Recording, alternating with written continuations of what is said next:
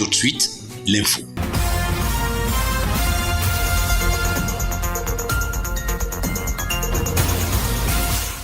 La question de la protection du sol et des forêts est au centre des préoccupations des acteurs du secteur agricole et forestier, réunis ce mardi 15 juin à Douala dans le cadre d'un atelier. Cette rencontre réunissant plusieurs représentants et chefs d'entreprise venus proposer des solutions à un problème commun, celui de la dégradation du sol due aux cultures et à la déforestation. Aujourd'hui, ici au Cameroun, nous voulons travailler avec les différentes parties prenantes et avec nos partenaires prenantes actuellement qui s'engagent pour la lutte à la déforestation, pour la protection des forêts tropicales, en particulier avec IDH, WWF, ProForest et le ministère de l'Environnement, pour contribuer au processus REDD+ et essayer de voir comment aligner les différents secteurs, que ce soit le palmier à huile, le cacao, également l'EVA et d'autres secteurs qui ont un impact prédominant sur les paysages forestiers ici au Cameroun,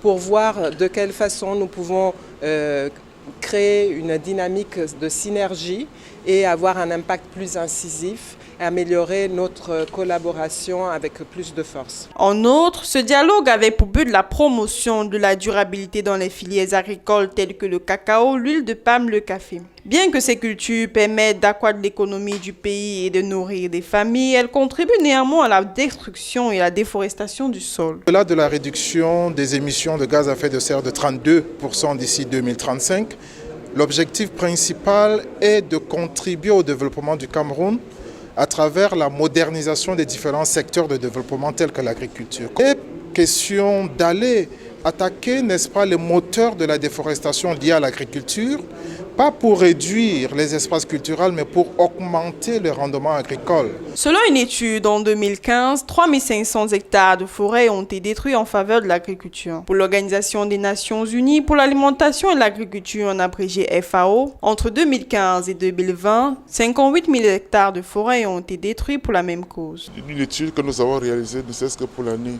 2017, donc nous avons perdu près de 10 milliards suite à les inégalités et qui est entachée aussi avec la corruption dans le secteur forestier.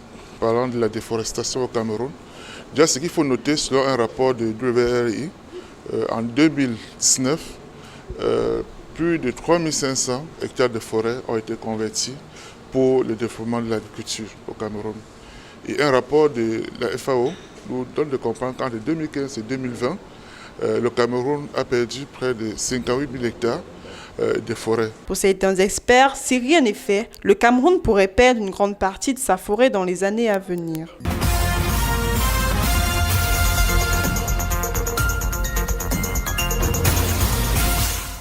Examen probatoire de l'enseignement secondaire général 2021. Douala 21 juin. Des cordes de pluie tombées du ciel n'ont pas empêché aux candidats du sous-centre du lycée de Bobongo, Petit Paris, dans le 3e arrondissement, de répondre à l'appel. C'est dans le strict respect des mesures barrières contre la Covid-19 que 449 sur les 553 inscrits ont, dès 8 heures, abordé la première épreuve, celle de la littérature. Aucun incident n'a été enregistré. Les épreuves ont démarré à 8h00. Je pense qu'il y a pour le moment, nous n'avons aucun incident. Même ambiance au sous-centre du lycée bilingue Nilon de Nord-Passy, dans le même arrondissement.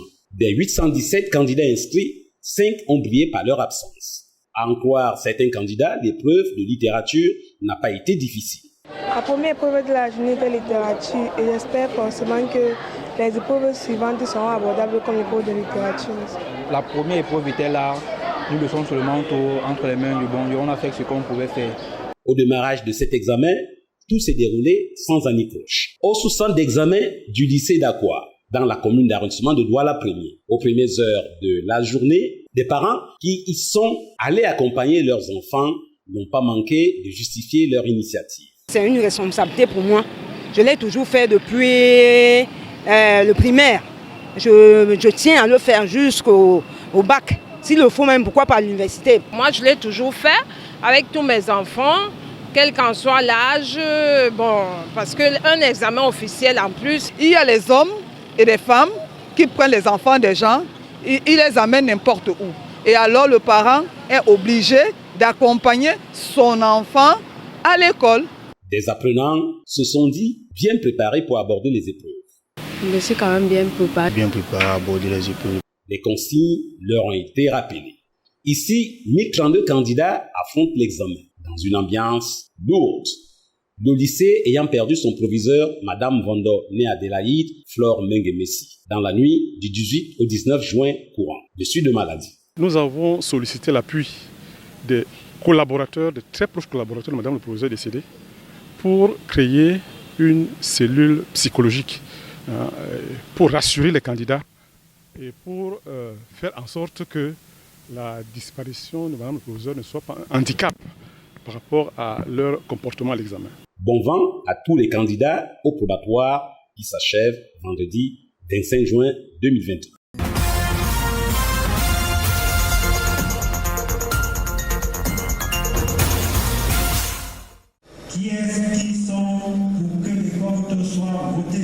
C'est à l'unanimité des 25 conseillers municipaux que les comptes administratifs et de gestion, exercice 2020 du maire et du contrôleur financier de la commune de Batchenga ont été adoptés ce vendredi 18 juin à l'occasion d'un conseil municipal ordinaire organisé à cet effet dans la salle polyvalente des jeunes de la ville. Conseil présidé par le préfet du département de la Léquié avec la présence de plusieurs délégués départementaux concernés par la décentralisation. Au cours de cet exercice, l'action du nouvel exécutif municipal de Batchenga a été de rattraper un budget élaboré par les prédécesseurs à la tête de la commune. Et en fin de compte, un taux de réalisation de 71% a été enregistré. Ajoutez à cela la sereine convivialité ayant entouré les travaux et la bonne tenue des documents. Toutes choses relevées par le préfet de la Léquié. Je voudrais apprécier sur le travaux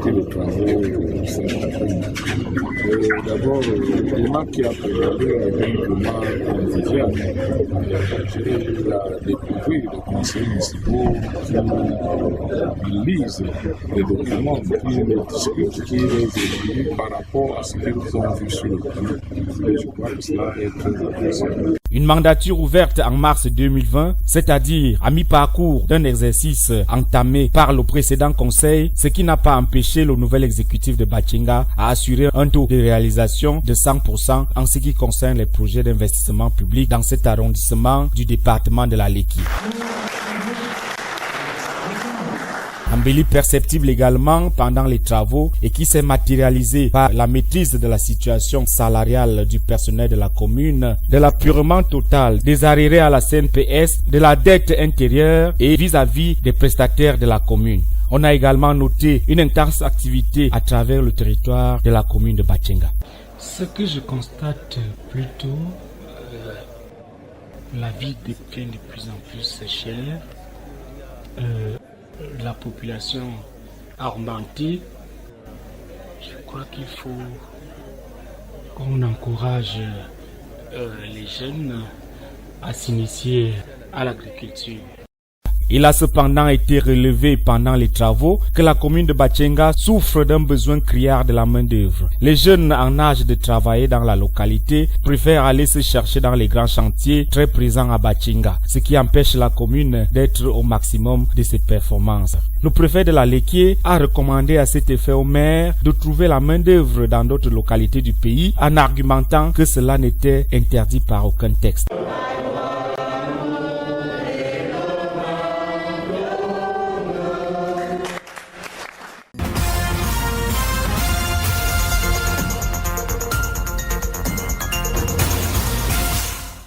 Ans d'absence. L'ancien chef d'État ivoirien de 2000 à 2010, renversé après des bombardements des forces armées françaises et remis aux forces loyales à Alassane Dramane Ouattara, avait le chef du mouvement des jeunes patriotes, Charles Blé Goudé, ministre de la Jeunesse avec, été poursuivi devant la Cour pénale internationale à La Haye.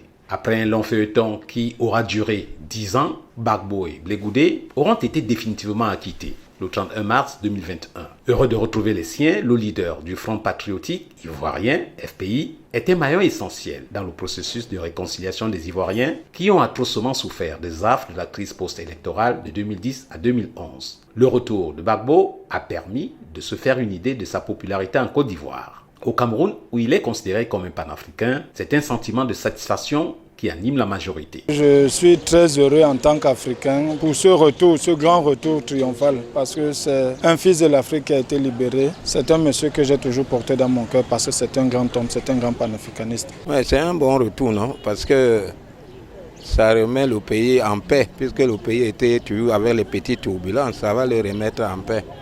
Et c'est l'Afrique qui gagnera s'il y a la paix. Personnellement, c'est une fierté pour l'Afrique. Nous voulons, n'est-ce pas, dire que c'est l'Afrique qui gagne parce que le président Alassane Ouattara a bien voulu qu'il rentre chez lui. Donc nous ne pouvons que féliciter les dirigeants africains. Laurent Gbagbo, c'est un grand homme. Mais j'apprécie le signe et le geste de son prédécesseur, ce que le président actuel a fait. Ça a été très bien. C'est comme ça qu'on doit vivre. Main dans la main. L'Afrique doit avancer. Laurent Gbagbo, revenu au pays natal, what next? Let's wait and see.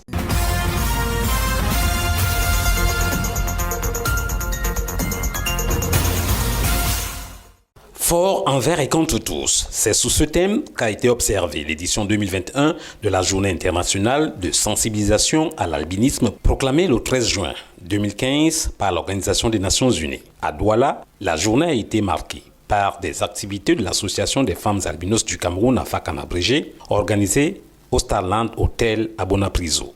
À l'occasion, les objectifs de l'association ont été rappelés par la présidente Marie-Madeleine Wafo. À un départ, cette association a été créée pour recenser, pour regrouper, pour sensibiliser la population, pour apporter les conseils aux parents avec les enfants albinos. Deux panels ont permis d'édifier sur l'albinisme. Le premier constitué de 2 âmes atteintes de cette maladie rare, non transmissible et héréditaire. Les contributions sont venues également du public. L'albinisme, c'est une simple modification de la 11e paire de chromosomes, des autosomes, pas des chromosomes. Donc l'albinisme n'est pas au même titre que le syndrome de Turner, le syndrome de Klinefelter. Donc ça attaque plutôt les autosomes et non les chromosomes, la 11e paire. Et c'est héréditaire. À notre époque, il y avait la rareté de se regrouper.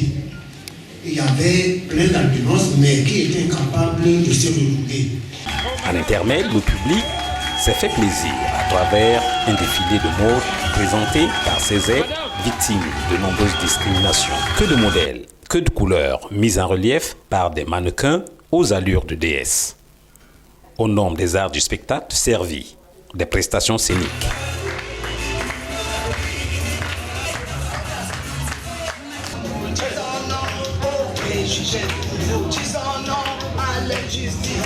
Le spectacle ayant fait place au deuxième panel, les échanges ont repris. Le docteur Mouelet, lui-même albinos, Kibonenfi, 10 ans en Angleterre, et l'artiste camerounais Stanley Eno, contribuant à éclairer au sujet de l'albinisme, ont mis l'accent sur l'éducation des populations et des albinos eux-mêmes pour qu'un regard différent soit porté sur eux.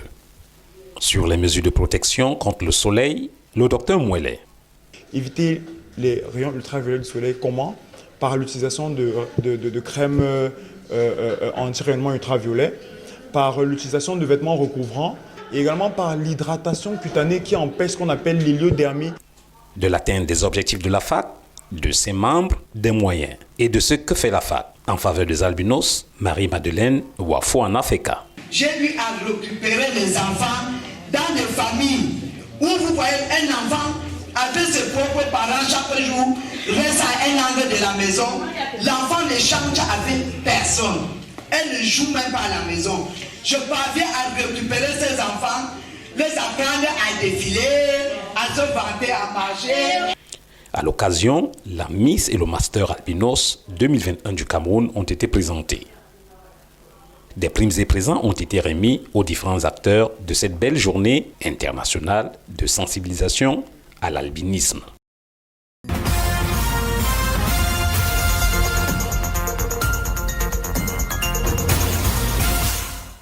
Et de 6 pour les élections Miss et Masters albinos après la fausse note observée l'année dernière pour cause de Covid-19. Ces hommes et femmes à la tête pleine et bien faite ont fait montre de leur potentiel sur les planches de l'Institut français de Douala appelant à un changement de mentalité autour de la personne albinos devant un jury des plus aguerris. Il faut déjà que la société sache qu'ils sont des êtres à part entière, qu'ils sont les êtres à respecter. Ils ont été créés à l'image de Dieu, à la nature de Dieu. Donc il faut que chaque personne qui entre en contact avec eux sache d'abord ça. Et eux-mêmes doivent aussi comprendre qu'ils ne doivent pas avoir aussi les préjugés. Quel qu'en soit leur passé, quelles qu'en soient leurs expériences, qu'ils sachent les choses changent et eux aussi doivent d'abord changer dans leur mentalité. Plusieurs personnes encore jugent sur le statut social, sur la couleur de peau. J'aimerais dire que nous sommes un peuple. Il ne doit pas avoir de discrimination, il ne doit pas avoir de haine. On doit s'aimer entre nous car nous sommes les enfants de Dieu. À l'issue des différents passages, l'expression orale est évaluée et le suspense enfin levé pour dévoiler les vainqueurs. Il s'agit de la candidate numéro 8. Numéro 8.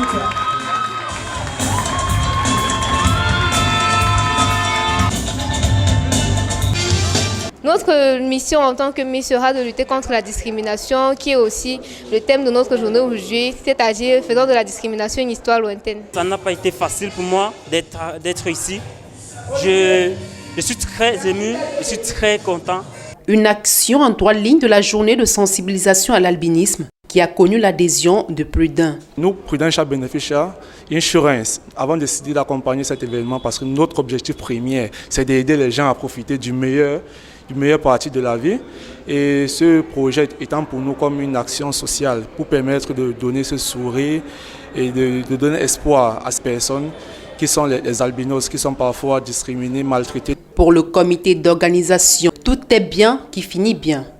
Les enfants étaient à l'aise, il y a eu la transparence pour l'élection Miss et il y a la Miss Univers qui était là. On a eu un succès cette année. L'année prochaine, je crois que ça va aller de l'avant, ça sera plus que ça. Plus les années passent, on rectifie, on améliore et on avance. Il ne reste plus qu'à faire de la discrimination une histoire lointaine. «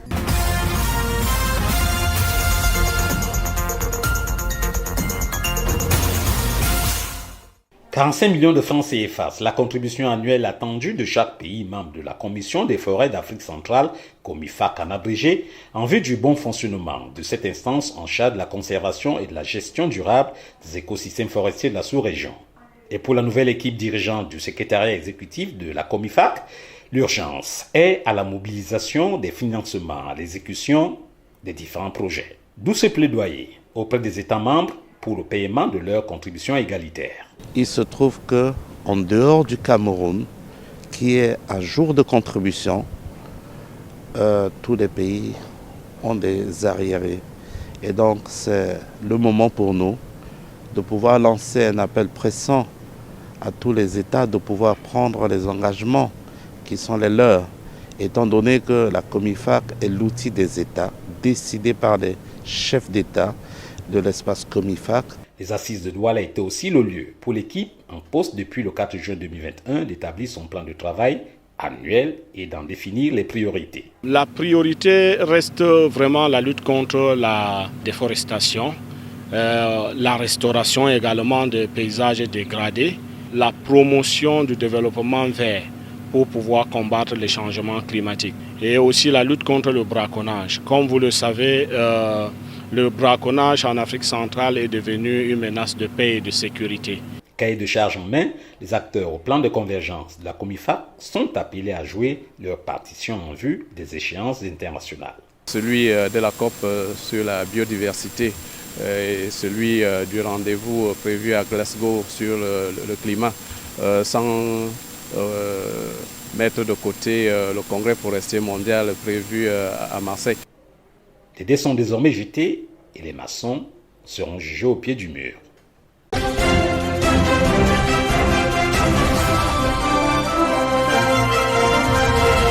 The Minister of Youth and Civic Education, Mununa Futsu, has signed a partnership accord with Yumi, a mobile telecommunication company. The accord signing ceremony took place on Friday, June 18th, 2021 at the premises of Yumi in Akwa, Douala, under the auspices of the Littoral Governor and dignitaries of the region. As stipulated in the accord, the mobile telecommunication company will offer free internet connection to entities under the Ministry of Youth and Civic Education, like the National Youth Observatory Program. In addition, Yumi will offer her expertise in digital services and equally help youth enroll to the Biometrical Youth Card, which is a key program of the Ministry of Youth and Civic Education.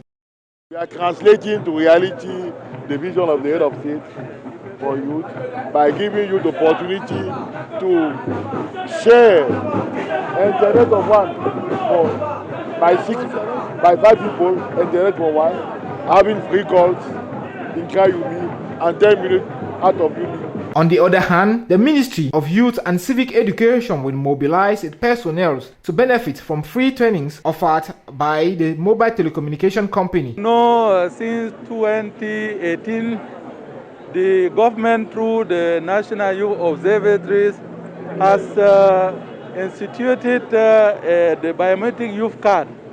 And this Biometric Youth Card aims at facilitating access of young people to different services and products at preferential cost. As you know, young people are very interested in the domain of digital economy, and this convention is really awaited by those young people so that they can access to different services offered by the partner, Yumi. To cut the curtains of the ceremony, Sandrine Naga and Makosa Icon Bendeka dish out Osi Dimbea.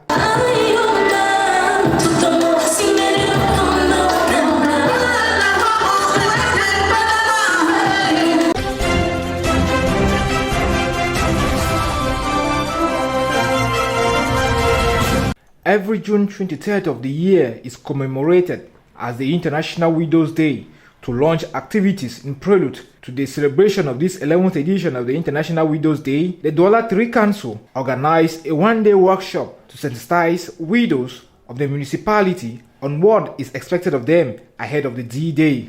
It should be noted that it is a usual routine for the Douala 3 Council to host a mini trade fair at the esplanade of the council, where widows expose their savoir-faire at the eve of the day which is set aside for them.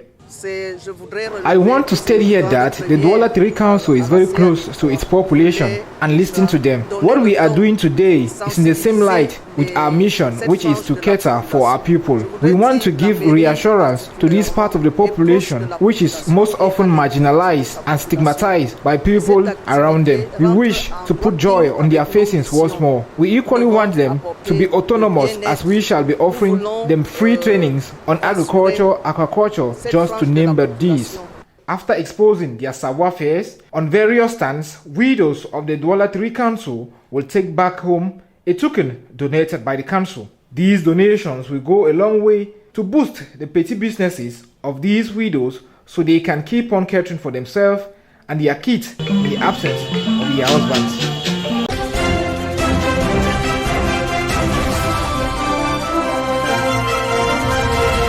The virtues of love, tolerance, and the respect for cultural diversity is being threatened in Cameroon with the use of hate speech and xenophobia on social media, a tendency which is gaining grounds in the society. A delegation from the National Commission for the Promotion of Bilingualism and Multiculturalism, headed by Amatutu Muna, is in Douala to examine ways in which hate speech and xenophobia trends can be curbed.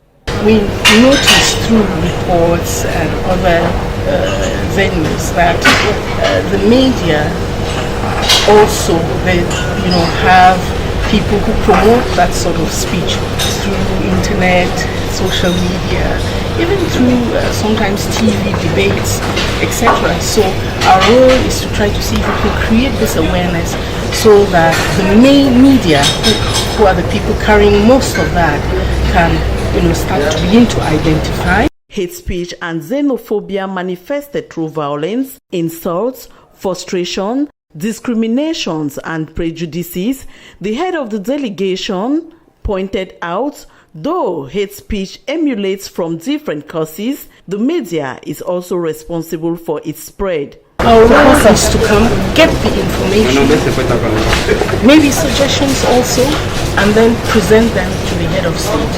And then he will now follow suit by taking the appropriate decisions, because he made very, very important suggestions concerning decisions, that can help to improve the situation. The campaign for the fight against hate speech and xenophobia is a national campaign with attendance traditional, religious, administrative authorities, alongside the civil society and the media, with expectations coming up with strategies to fight against this phenomenon, which is a threat to national unity.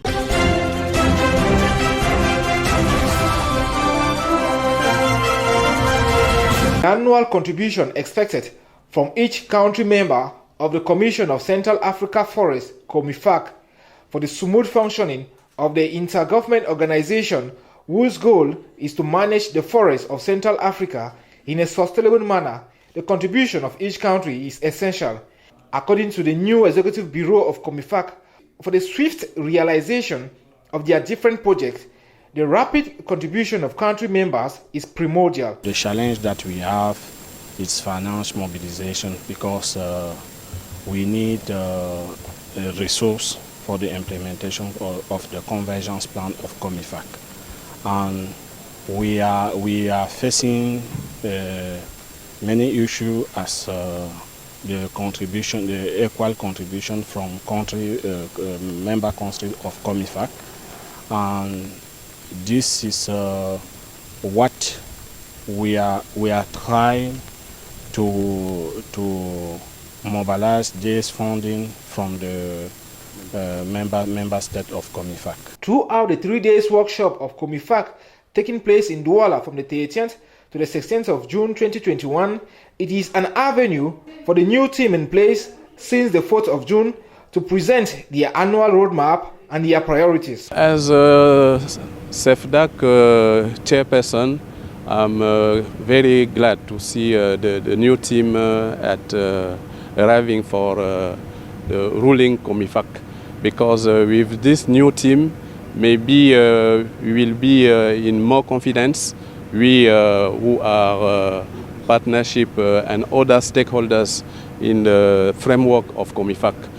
With that new team, maybe there will be new projects which will be implemented in different countries of the south of Central Africa, and with this implementation of project, all the countries of the Congo Basin will be involved in the activities of COMIFAC. Everything put in place, it is therefore left on the new team to showcase their capabilities.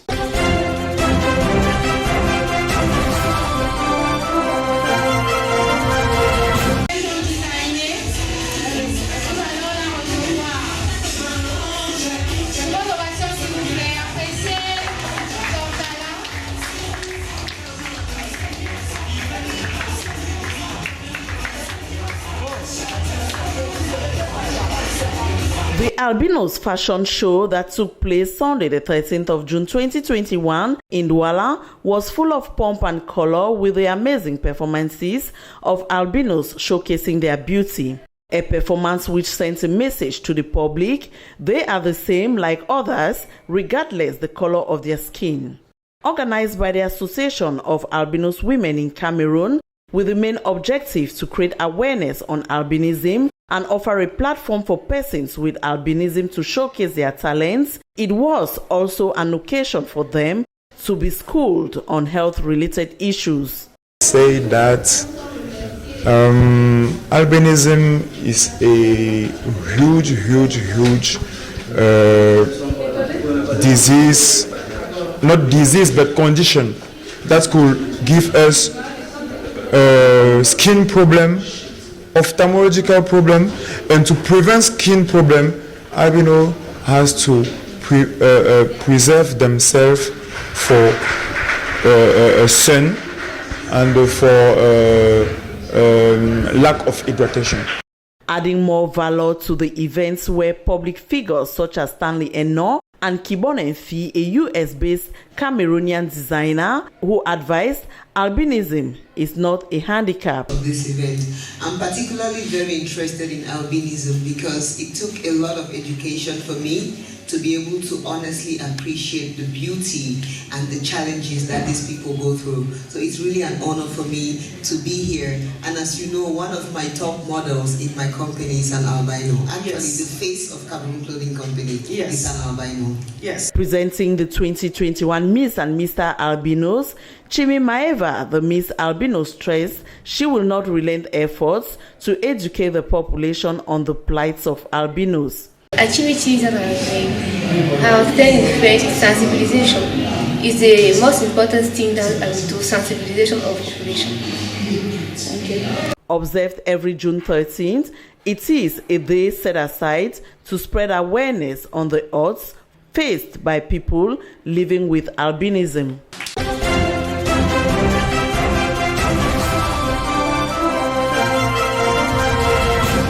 Laying down rules to respect the terms for the employment of temporary workers in enterprises and the promotion of vocational training is the raison d'etre of a workshop that opened in Douala Wednesday the 9th of June 2021.